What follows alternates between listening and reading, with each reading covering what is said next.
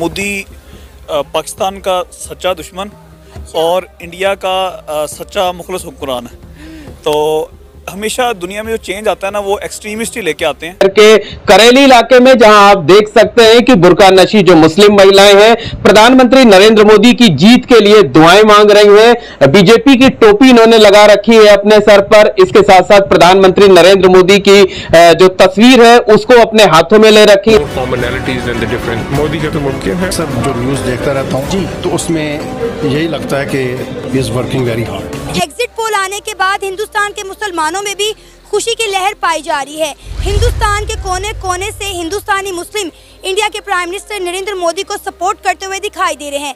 यहाँ तक कि भारतीय मुस्लिम खवातीन नमाज पढ़कर ये दुआ कर रही हैं कि इंडिया के अगले प्राइम मिनिस्टर नरेंद्र मोदी ही हों। अगला महिलाओं ने नमाज के बाद नरेंद्र मोदी को तीसरी बार प्रधानमंत्री बनाने के लिए नमाज पढ़कर दुआ मांगी है। यहाँ मुस्लिम महिलाओं ने पीएम मोदी के जय हिंद बंधुरा, আমি দীপ, আপনারা দেখছেন দীপ ইনফরমেশন।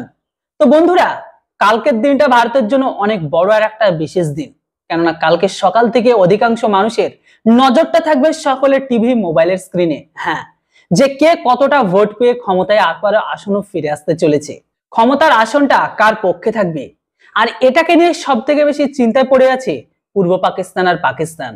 পাকিস্তানের মিডিয়াতে যখন থেকে ভারতের আবারও নরেন্দ্র মোদী সরকার ক্ষমতায় আসার খবরটা যখন থেকে ভাইরাল হতে শুরু করেছে, মানে আবারও তিনবারের জন্য প্রধানমন্ত্রী হওয়ার ক্ষমতায় আসার আলোচনা শুরু হতে লেগেছে বা জল্পনা যখন আরো বেড়ে গেছে, তখন থেকে এদের ভেতরে আবারও চিন্তা শুরু হয়ে গেছে যে প্রধানমন্ত্রী নরেন্দ্র মোদী যদি ক্ষমতায় থাকে তাহলে তাদের অবস্থা কি হবে। পাকিস্তানিদের হাতে তো কাটরা ধরিয়ে দিয়েছে, না জানি আবারও যদি ক্ষমতায় ফিরে আসে তাহলে তাদের অবস্থাটা কোন জায়গায় গিয়ে দাঁড়াবে। তো বন্ধুরা, এইরকম টাইপের বিভিন্ন রকম তাদের মধ্যে চিন্তা ভাবনার কথাবার্তা শুরু হয়েছে। তো বেশি কথা না বাড়িয়ে চলুন আপনারা ভিডিওটিকে দেখে নিন। তবে প্রত্যেকবারের মতো এবারও আমার ছোট্ট রিকোয়েস্ট যে চ্যানেলটিতে নতুন হলে সাবস্ক্রাইব আর ভিডিওটিকে লাইক করতে কেউ ভুলবেন না। कि अगले प्राइम मिनिस्टर जो हैं वो नरेंद्र मोदी ही होंगे। और सबसे इंटरेस्टिंग बात, हमने हमेशा इंडिया को तनकीद किया कि बीजेपी जो है वो एंटी मुस्लिम और एंटी इस्लाम पॉलिसीज़ बनाकर वोट गेन करती है। और यहाँ पर मतलब मैं आपको बताना चाहूँगी कि इंडिया में जो मुसलमान हैं वो भी नरेंद्र मोदी के लिए दुआएं कर रहे हैं कि उनकी अगली हुकूमत आए। ख़वातीन नमाज़ें कर रही हैं, नवाफिल मांग रही हैं। क्या कहेंगे? अगर वहाँ की जमहूर का ये फैसला है तो मेरे ख्याल में फिर उनको आना चाहिए, चाहे वो मुस्लिम हैं या हिंदू हैं या जो भी हैं। ये वहाँ की जमहूर का एक फैसला है। अगर वहाँ की जमहूर ऐसा चाह रही है तो नरेंद्र मोदी को ऑब्वियसली आना चाहिए। लेकिन मैं तो चाहता हूँ कि राहुल गांधी आए वहाँ पे। राहुल गांधी क्यों और नरेंद्र मोदी साहब क्यों नहीं?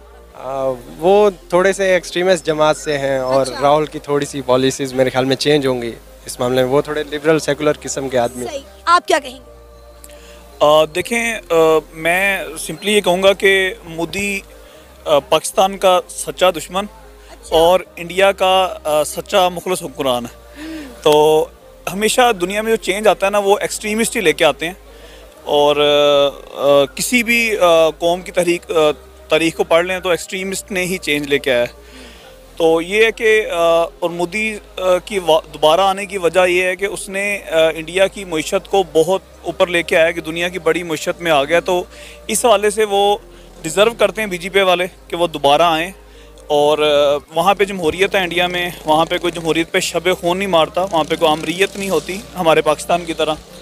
तो यहाँ तो पूरा जैसे हमारा ये रिसेंट इलेक्शन था वो चुरा लिया गया और अवामी तौर पे भी हमारी जो उमंगें थी वो दबा दी गई। तो इंडिया में डिज़र्व होता है। बाकी जो मुस्लिम्स का है वो ये है कि वो मेरे ख्याल में शर से बचने के लिए होता है कि इसने आना तो है ही है, तो अभी इसकी सपोर्ट कर लें, नमाज़ें पढ़ लें, शायद हमारी कोई भलाई हो जाएगी। लेकिन छोड़ना उससे नहीं है, क्योंकि जो हिंदू तवा का माइंड सेट है वो इसराइल माइंड सेट से चेंज है। जैसे वो इसराइल ग्रेटर इसराइल की विश रखता है, पुरानी हज़ारों साल की पुरानी हिस्ट्री उठा के जी के हमारा ये वतन था।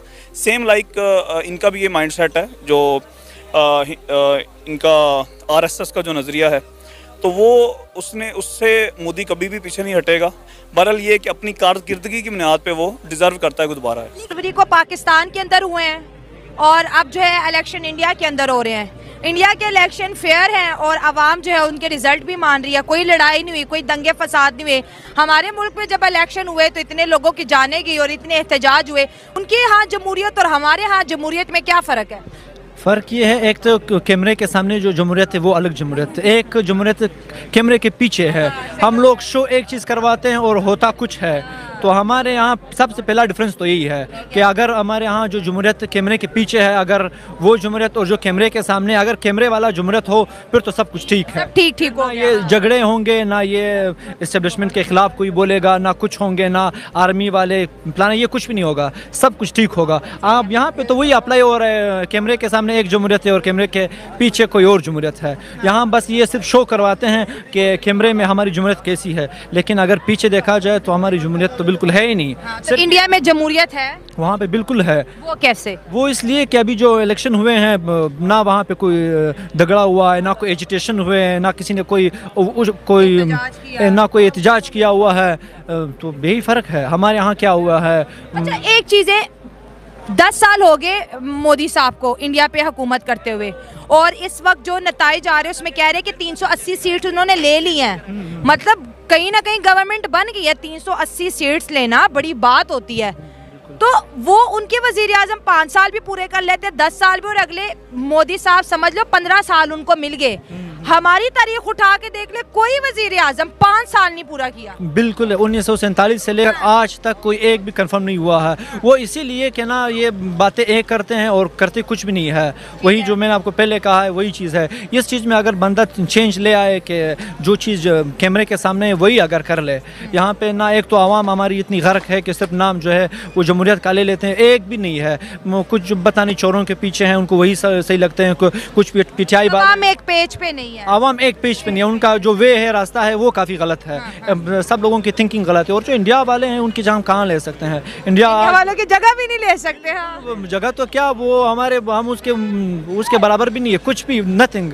मतलब वो अगर आज वो इतना हमसे आगे हैं, वो मोदी जी के इंटरव्यू आपने देखी भी सुनी भी होगी, वो मोदी जी खुद कहता है कि पाकिस्तान को छोड़ दिए कुछ भी नहीं हमारे सामने। इंतखाबात मुकम्मल होने के बाद एग्जिट पोल नरेंद्र मोदी की तीसरी बार हुकूमत बनने के रोशन इम्कानात की खबर दे रहे हैं। हफ्ते को 7वां मरहला मुकम्मल होने के बाद अगर अगले प्राइम मिनिस्टर जो हैं वो नरेंद्र मोदी ही होंगे। और सबसे इंटरेस्टिंग बात, हमने हमेशा इंडिया को तनकीद किया कि बीजेपी जो है वो एंटी मुस्लिम और एंटी इस्लाम पॉलिसीज़ बनाकर वोट गेन करती है। और यहाँ पर मतलब मैं आपको बताना चाहूँगी कि इंडिया में जो मुसलमान हैं वो भी नरेंद्र मोदी के लिए दुआएं कर रहे हैं कि उनकी अगली हुकूमत आए। ख़वातीन नमाज़ें कर रही हैं, नवाफिल मांग रही हैं। क्या कहेंगे? अगर वहाँ की जमहूर का ये फैसला है तो मेरे ख्याल में फिर उनको आना चाहिए, चाहे वो मुस्लिम हैं या हिंदू हैं या जो भी हैं। ये वहाँ की जमहूर का एक फैसला है। अगर वहाँ की जमहूर ऐसा चाह रही है तो नरेंद्र मोदी को ऑब्वियसली आना चाहिए। लेकिन मैं तो चाहता हूँ कि राहुल गांधी आए वहाँ पे। राहुल गांधी क्यों और नरेंद्र मोदी साहब क्यों नहीं? वो थोड़े से एक्सट्रीमिस्ट जमात से हैं और राहुल की। तो बंधुरा एटाई छिलो आजकेर भिडियो देखे कि मने हलो?